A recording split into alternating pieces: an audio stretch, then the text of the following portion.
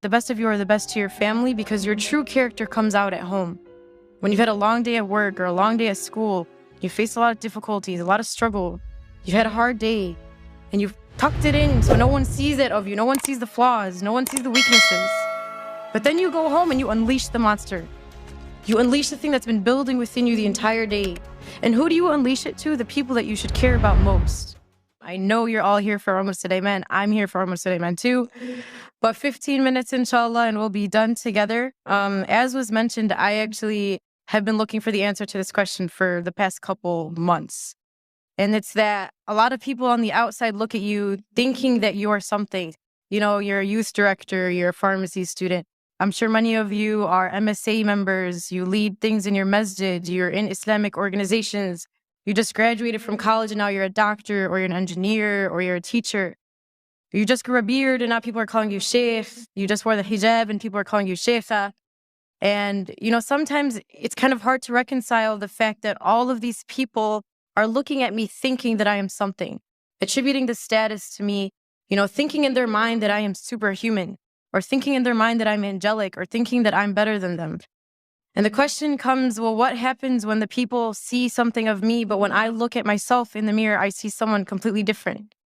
What happens when the person that people see is not who I actually believe that I am? And how do we reconcile between them?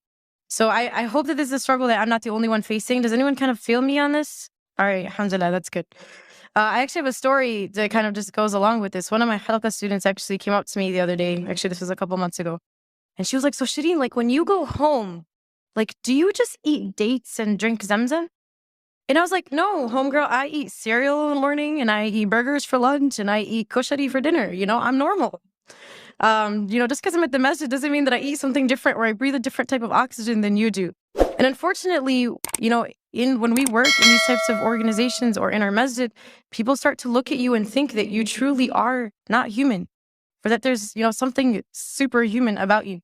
So that's kind of the thing that I want to address today is what do we do when we feel like the person in the mirror is different than the person that everyone else sees? So subhanAllah, you know, something that we have to do is first try to understand whether those people are two different people.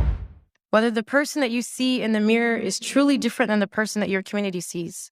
Or whether you're just being too harsh on yourself and you truly are amazing. Or whether you're thinking of yourself too highly and you really should start to reconsider some of the things you've done. And so I kind of came up with a litmus test as to what you can ask yourself to try to understand whether those two people are really two people or if they're one. And the first question that you can ask yourself is, and I want you guys to think about this, if I were to go up to someone in your community whom you work with, or if I were to go up to someone, you know, on your shura in the MSA, or someone in your masjid that you work with, or someone that you've mentored in a halaqah, or someone that you work with at work, you know, your co-resident or whatever it may be, and I were to ask them, you know, tell me about Shireen. Like, what is Shireen like? What does Shireen, when you're with Shireen, how do you feel? When these people are with you, how do they feel when you're around them? And think of that answer. If I were to go up to someone at work or someone that you work with, what would they describe you as? Okay, think about that in your mind. Now, if I were to go and ask your sibling at home, or ask your mother, or ask your father, or ask your brother, what is Shireen like to you? How do you feel when Shireen is around you? How does Shireen make you feel? Do you get a different answer? Is it that the people outside think something of you, and when you treat them a certain way, yet you go home and you treat the people at home differently? And if you find that those two answers are different, then know that there's a problem. And again, I wrote this because I need the answer, and I'm saying this to myself before anyone. My mother's in the audience and she can attest to this. But I'm sure many of us can look within ourselves and say, you know what, those two answers are different. The person that I am on the outside is different than the one I am at home. The person that the community sees of me is different than the one that my mother sees of me. You know, and the Prophet ﷺ told us, he said, خَيْرُكُمْ خَيْرُكُمْ لِأَهْلِهِ وَأَنَا خَيْرُكُمْ لِأَهْلِي. He said that the best among you are the best to your family and I am the best to my family.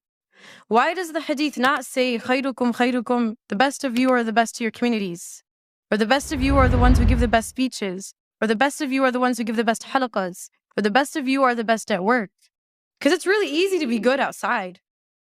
It's really easy to be nice to the people at work because if you're not, they're going to subtweet you on Twitter. And if you're not, they're going to think you're terrible. And they're going to have this illusion of who you are. And they're going to talk bad about you. But if you do something bad to your mom, she's not going to disown you, I hope. You know, if you're disrespecting your sister, she's still going to be your sister. But if you do something bad on the outside, you can potentially ruin a relationship. And so that's why it's easy for us to be good on the outside, but it's hard to be good at home. And that's why the hadith goes that the best of you are the best to your family, because your true character comes out at home. When you've had a long day at work or a long day at school, you face a lot of difficulties, a lot of struggle. You've had a hard day and you've tucked it in so no one sees it of you. No one sees the flaws. No one sees the weaknesses. But then you go home and you unleash the monster. You unleash the thing that's been building within you the entire day. And who do you unleash it to? The people that you should care about most. The people that deserve the most respect from you. You know, and that's what we do. So I need you guys to think about that. And Aisha radiallahu anha was asked about the Prophet ﷺ. She was asked, you know, we know that the Prophet ﷺ on the outside is amazing. Tell us about what he's like at home. We don't get to see him at home. Aisha, tell us what he's like at home. And her response was profound, not just in the way that she described the Prophet, but the fact that it came from her. She said, كَانَ قُرْآنًا يَمْشِي, that he was a walking Quran.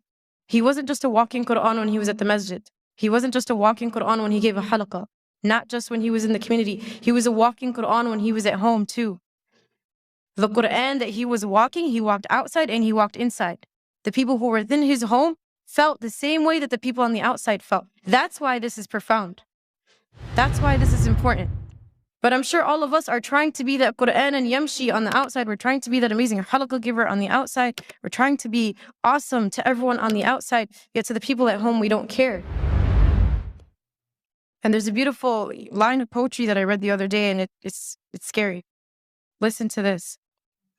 What good am I if I do not fill the plates of the ones who fed me, but fill the plates of strangers? What good am I if I do not fill the plates of the ones who fed me, yet fill the plates of strangers? What good are you if the one who raised you doesn't see anything from what she's raised you as? What good are you as the one who fed you doesn't see any of the fruits of what she's taught you? The one who spent her blood, sweat, and tears on you for 20, 30 years. And the one who is the reason as to why you are who you are today. The one who helped you get there. Yet as soon as we get our degree, as soon as we can speak, as soon as we're something to the community, we forget about everyone who taught us. We forget about the people who made us who we are. So that's the first question you want to ask yourself. What does your public self look like versus what does your family see of you? What do the people in the community see versus what does your mother see and what do your siblings see? And the second question that I want you guys to think of, and again, I'm talking to myself before anyone here, is compare what your salah looks like in the masjid, when there's a bunch of people in the congregation, versus your salah at home when the only person that can see you is Allah. And I'm sure if we were to think within ourselves, the answer to those two questions, at least for myself, is probably different. That when I'm outside, I'm acting a certain way, yet when I'm inside, I'm not the same. My worship in the eyes of people is not the same as my worship when it's only Allah who's watching me. And the question is, why does it matter who's watching when Allah was watching in both? Why does it matter who else is around you when Allah was always around you? If you guys were at the session right before this, Sheikh Tariq Mustah mentioned a beautiful story, and I'm going to share it. So if you heard it, I'm sorry that I'm repeating, but he talked about how when he was 16, you know, he became like a Quran assistant in his masjid, and he was teaching alongside of like this awesome sheikh, right? He was talking about how he was 16, teaching Quran, and he felt like a G. He was like, man, I'm like awesome. You know, I'm 16 and I'm teaching Quran to other people.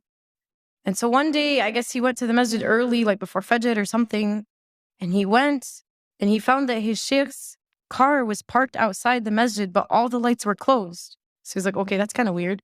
And he mentioned that, you know, he had to go make wudu.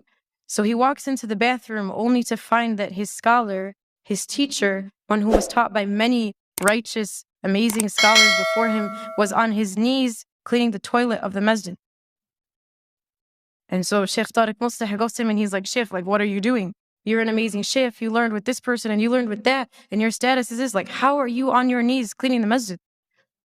And his response was profound. He says, this is the work that the one who sees always sees. This is the work that when no one else saw you, Allah saw it. Because what we do is we love to be the one with the microphone. We love to be the one who everyone can attribute things to. We love to be the one with the title. You know, I love to be quoted. I love for people to know who I am. Yet Allah subhanahu wa ta'ala sees the things that no one else sees. The things that you thought no one saw, When you did the dishes and your mom didn't tell you thank you, Allah saw that. When you picked something off the floor and no one saw it, Allah saw that. The reason why we do things in the community is because we love that recognition. We love for people to pat us on the back and say good job. We love the volunteer appreciation dinner. We love that. But realize you're not always going to get it. And sometimes it's better for you that only Allah subhanahu wa ta'ala saw it. And it could be that deed that you did in secret that no one saw besides Allah is the reason why you entered Jannah. And everything that you've done in the public, everything that people saw, everything that was out in the open was stuff that you did for the wrong reasons, and you never know, that may not even count for you. So this is kind of our thought process in understanding whether or not we have this problem. Now, once you find out you have the problem, what do I do? What's the solution? So a couple of things I was thinking about is if you feel like people are holding you up to this standard, you are this and this and this, and you have this title and this title and this title, and you're amazing.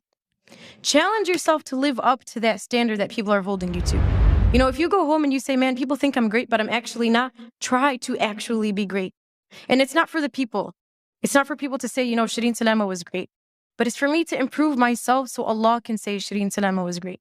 For me to take the standard that you put me at and to try to actually achieve it. Not for you, but for Allah. And the second thing is that for every public deed that you do in the eyes of people, that you double that in your private life, in your private ibadah. That, man, if you prayed in the masjid, try to pray at home when no one else can see you besides Allah. Try to wake up when everyone's asleep, in the dark, just you and Allah. Create that relationship. And the third, and this is a dua that was taught to us by Abu Bakr radiallahu anhu. He used to receive praise, and there was this beautiful dua that he used to say. And it goes, Allahumma ighfir li ma la ya'lamoon, waj'alni khayran mimma yadhunnun. Which translates to, Oh Allah, forgive me for what they do not know about me, and make me better than what they think that I am. Because it's funny, we like to cover up the fact that all of us have a hidden past. All of us have some secret. All of us have some sin. All of us have something that we've done that no one else knows. But remember that when you're being praised, that you once were in that state. Not to put yourself down, but for you to remember that Allah subhanahu wa ta'ala is the one who brought you there. And finally, and I'll conclude in reminding us that this is a journey. This by no means is something that we are going to accomplish. It's going to be a constant struggle. But at least when we die, we'll be dying on the path and struggle for the sake of Allah subhanahu wa ta'ala. So I ask Allah subhanahu wa ta'ala to make us among those who can improve upon ourselves and to make the journey to Him easy. Subhanakallahumma wa bihamdik nashhadu an la ilaha illa anta nastaghfiruka wa natubu ilayk. Assalamu alaikum wa rahmatullah.